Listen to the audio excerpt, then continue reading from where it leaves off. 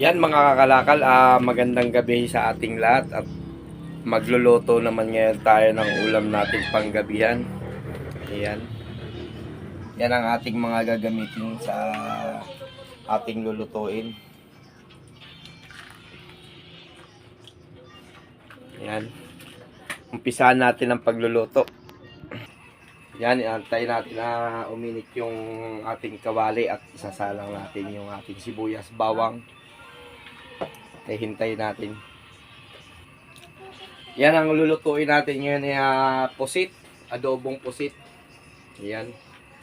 Binili natin kagaya na ulanan pa nga tayo. Kaya natin yung mantika.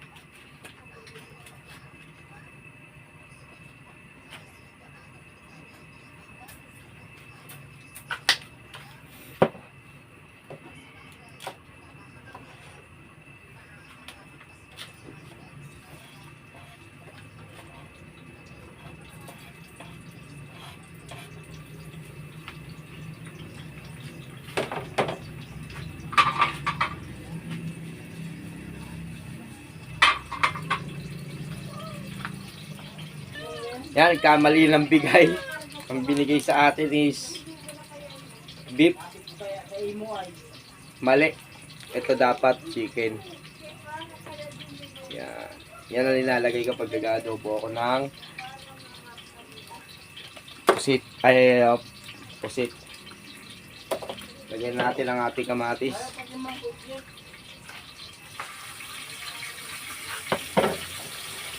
Sili.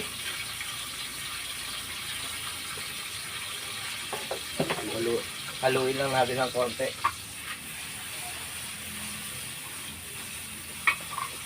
Hintayin natin maluto. Yan, malapit na maluto yung ating ricado.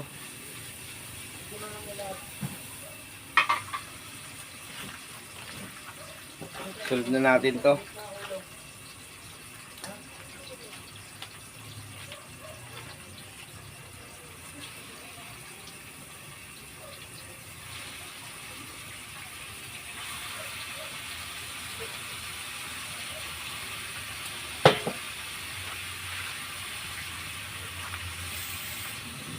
Lagyan natin na ito, mapatanggal ang lansa, laurel. Lagyan natin ng 200 peraso.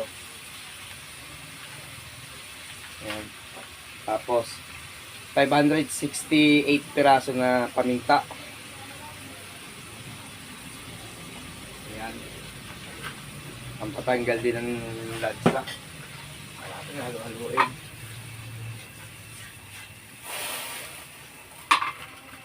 Doon po sa sa mga nagtatanong, dati ho akong chef. Chef pala, chef. Ayan natin to. Huwag na nating tutubigan para hindi dumami yung sabaw kasi nagtutubig siya kusa.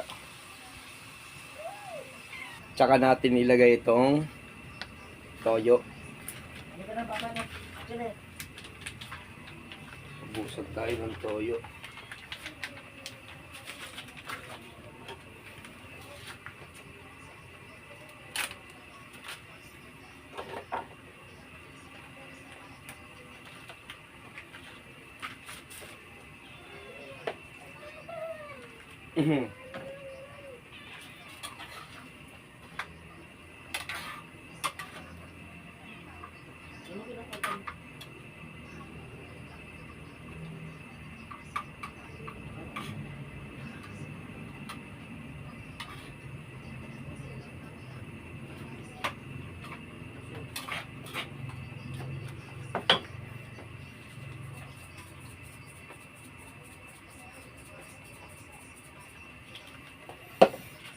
Hintayin natin maluto yung ating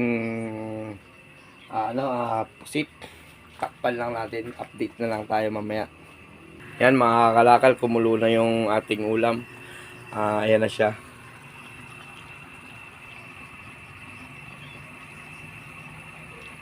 Diba? Kusa yan nagtutubig, kaya wag natin lalagyan ng tubig. Ngayon maglalagay tayo ng suka naman. Kasi para pampabalance ng ng alat, ng lasa.